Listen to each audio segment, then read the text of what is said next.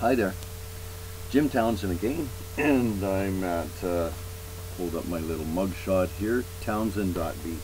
Also, I've had a rather nice offer from a fellow that I've listened to quite a few times on the radio. I just love this guy. He's full tilt. I love people that are full tilt and stand up for themselves. You can get to his website at Don't Tread on Me TV. His name's Big John Lipscomb.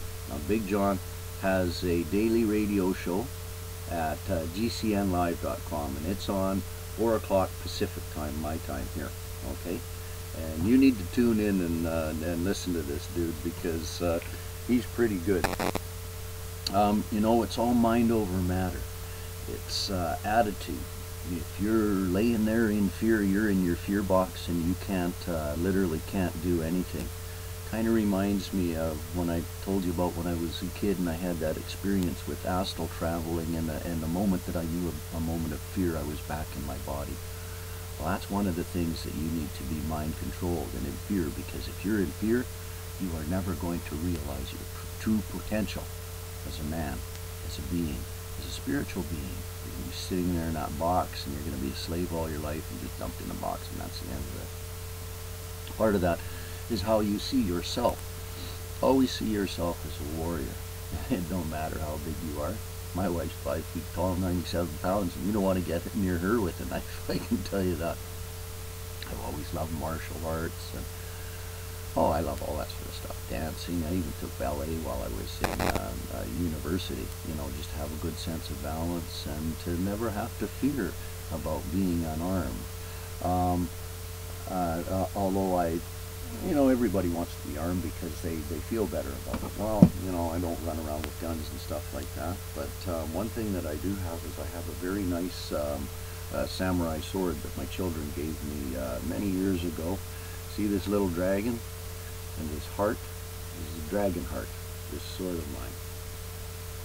Beautiful sword, isn't it? My samurai sword. I have lived in the bush for many years, and I've watched the deer. The deer just disappear. You watch those things disappear right in front of your eyes. You're following me through the bush. You won't see any footprints. You won't hear me.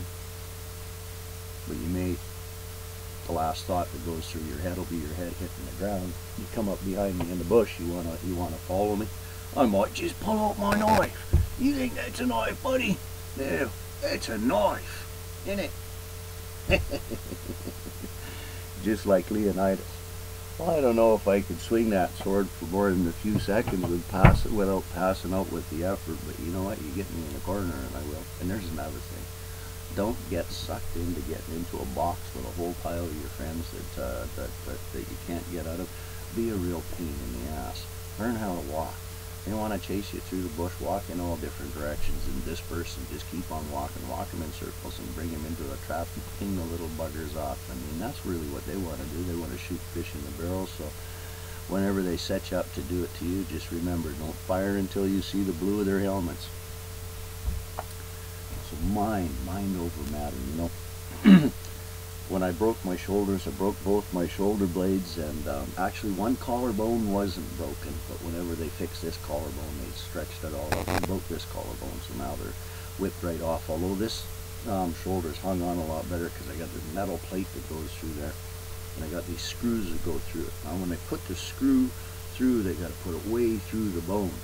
And every once in a while I'll go out to grab something and those things will claw into my muscles, and holy moly, man. Well, the only way that you can control that without drugs is if you have a very strong mind. So sit down and meditate. You know, prayer and meditation and self-hypnosis, they're really all the same thing. You see, you think that preacher's boring up there, but that preacher's smart. He's sitting there,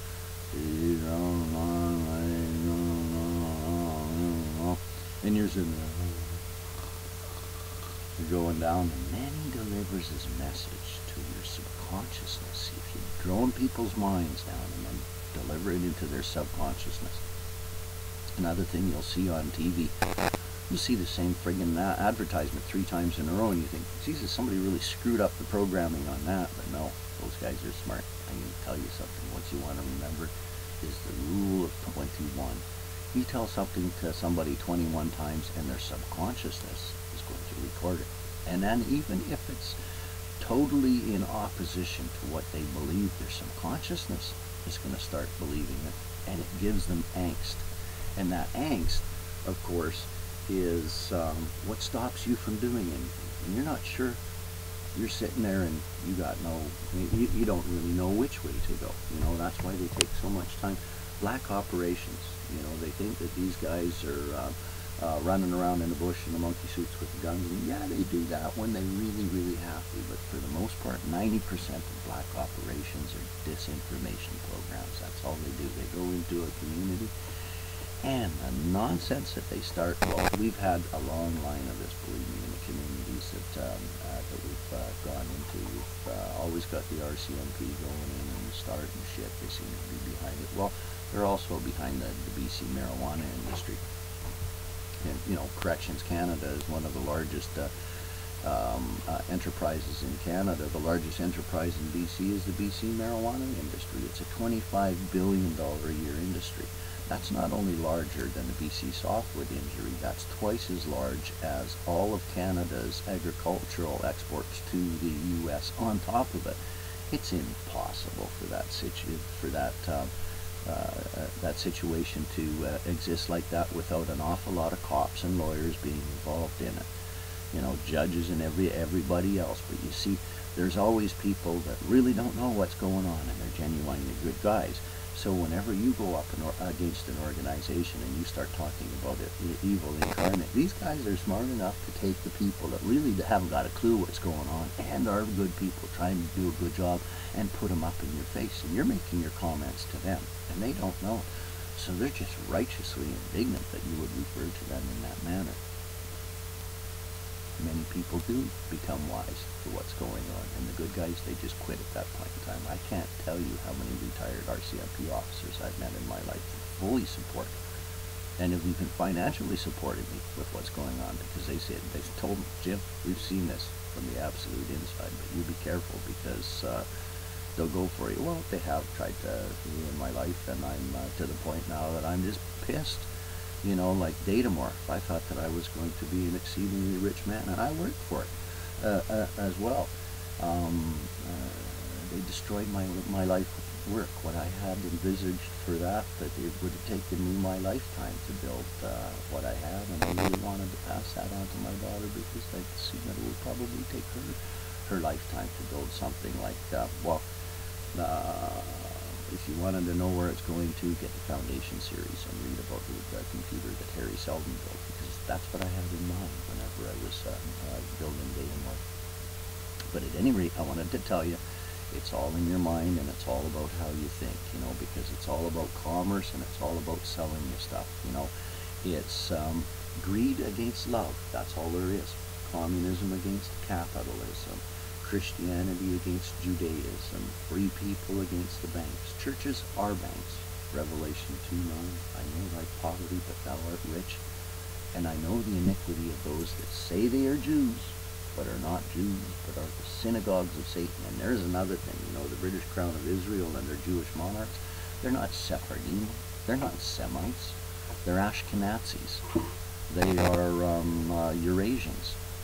A lot of them are blonde-haired and blue-eyed. They're not Semitic at all. And here's an interesting thing. Did you know that whenever they were bringing the Sephardic Jews to Israel in the 50s, they said the kids had head lice, and they actually irradiated them. And many Sephardic Jews in Israel died just horrible deaths with cancers and everything else at the hands, believe it or not, of the Jews of Israel. Those that say they are Jews but are not Jews, they're the synagogues of Satan. Well, the head doobie-doobie of the synagogues of Satan is in Basel, Switzerland. The Bank of International Settlements owns all of the central banks in the Commonwealth nations that they claim, and they attack these nations through the central banks. Basel, Switzerland, as I said, is also the home of the world's largest pharmaceutical manufacturers. Well, we know that Switzerland is a neutral nation. Well, that's really odd, because did you know that everybody in Switzerland is required to have a firearm and are required to spend their time in the army? Yeah. A neutral nation is armed to the teeth. Yet your nation that says we like to be armed to the teeth, they want to take them back down. Now my intent is I want to see Canada a free country. I've always admired the States.